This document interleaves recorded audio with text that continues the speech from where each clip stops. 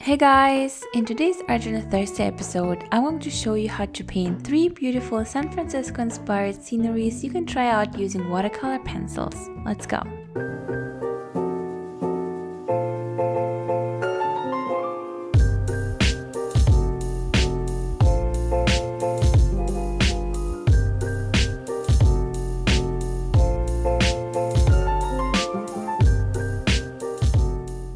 Don't forget to make sure that notifications are turned on by clicking on the bell and by adjusting the settings. And for a chance to get a shout out and to win arts and crafts supplies in my ongoing giveaway, comment down below #makoccino in the first 24 hours. For more information, check out the description box down below. Now let's jump into the tutorial. Since in this week where I post this video I will be in San Francisco with my friends, I thought it would be fun to recreate some of the beautiful sceneries. Let's start by preparing the backgrounds for each painting first. To create the background for the sunset skyline above the ocean, begin by simply drawing small areas with watercolor pencils onto the dry paper. For the upper and lower part I'm using a blue color, and for the areas in between I used a pink and an orange color. Keep a little bit of space in between as we will blend all these colors together.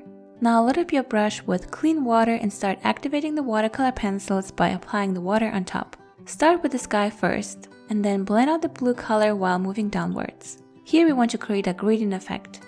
Repeat the same step with the pink color, but here you want to go upwards while lightly blending the pink color into the blue sky to create a nice purple transition between those two colors. Now do the same with the orange watercolor pencil. Activate it with clean water and then blend it out while moving upwards. Lastly, do the same with the blue color on the bottom, but here don't let the blue and the orange color blend into each other. While the paint is still wet, wrap a little bit of tissue paper around something round like the end of the pen and then soak up some of the orange colored paint right in the center. Here we will add the sun later. And to create the clouds, use a little bit of tissue paper again and soak up some of the paint by dabbing it over the different shades of colors in the sky while creating the shape of clouds. We simply want a few areas in the sky to be lighter. While the first background is drying, we can move on to the second scenery, and that's the Golden Gate Bridge.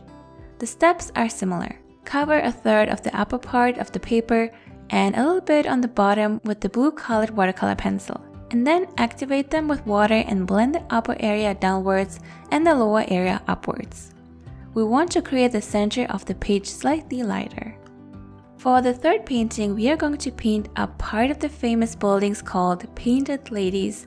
For this step, apply some blue watercolor pencil to the upper area and green watercolor pencil to the lower part of the paper, the same way as we did in the first two paintings. Now blend out the sky towards the center, but the grass will stay just below the horizon like that.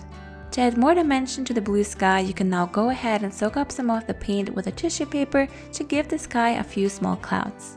Alright, by now the first painting should be dry and we can continue working on it. To create the clouds, begin by drawing a few swirly lines of blue, orange, and yellow using your watercolor pencils to create the overall shape of the clouds. Next, load up your brush with clean water and start activating the paint while slightly blending the colors together.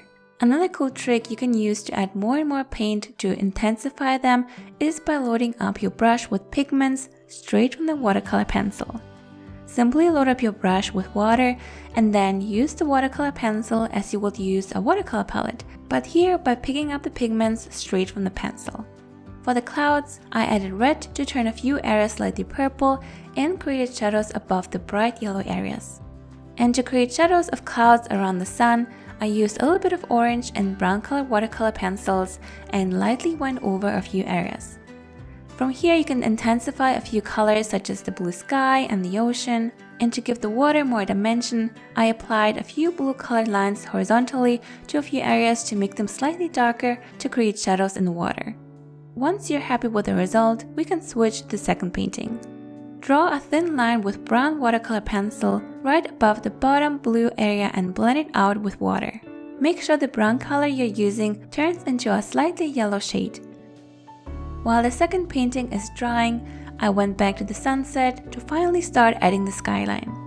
For this step, I used a black colored watercolor pencil and simply lined out a few buildings. And then I used a wet brush to carefully activate a few areas to make the buildings darker. And from here, you can use the same techniques that you saw me using so far. You can load up your brush with pigments straight from the watercolor pencil, and while the pen is still wet, you can dab on some of the paint onto the paper to create textured and more darker areas. Here I used an orange and red color as well to create a few areas full of light during the sunset. Let's switch to the second painting. Here we can now add the hills that will be in the background. For this step, draw a few hills right above the water part and then activate the pigments with water. And to add more texture, you can go back with the same or darker shade of color and lightly color over it. This way the wet surface will take some of the pigments, creating a textured surface. Now before we add the bridge, let's quickly outline the buildings above the grass hill in the third painting so we can work on them later once they're dry. Here I simply outline the shape of the buildings using different colors and then blended out the watercolor pencil with water to create a soft layer of paint. Alright, while this is drying, we can work on the bridge. Begin by sketching on the lines of the bridge so you know where you should draw with your watercolor pencils later. Now to create the base for the bridge, I used 2 different shades of red and recreated all the guidelines I just sketched out. First, I used a lighter shade and then went over all the colored lines with clean water. And to add more dimension, I went back with a darker shade and added it to a few areas to create shadows. You can also use a ruler to help you with straight lines, as here it's a little tricky to create several straight lines in a small area. Once you're happy with the result, you can also add a few rocks inside the water to make the scenery look more interesting. Here I applied the pigment straight from the watercolor pencil and then blended the black color into the water to make it look like the rocks are slightly visible under the water. Okay, the last painting requires a little bit more patience because here we will need slightly more details. First, I drew a few more lines inside the houses without trying to make it super accurately. The goal here is to make it look more like a sketch for now. Next, I create the background behind the houses by painting subtle outlines of buildings, making them look like they are disappearing. While this part is drying, I went back to the grass hill and added more depth and details by drawing a few lighter and darker areas with different shades of green and a black color. From here, I outlined these disappearing shadows in the background to make them look slightly more visible, and then just went over all the paintings we just created. I darkened some areas here and there and created the sun reflection in the water using an orange color. And if you want, you can also use white acrylic paint or gouache to add a few more light reflections in the buildings and on top of the water. Intensify more and more areas and create more and more lines until you're happy with the result and you're done. Remember that a painting always develops over time. Don't get discouraged during the process just because it doesn't look as good as you hoped. Give it more time and keep working on it. During the process, you will see more and more clearly what you should change or add to make your painting look better.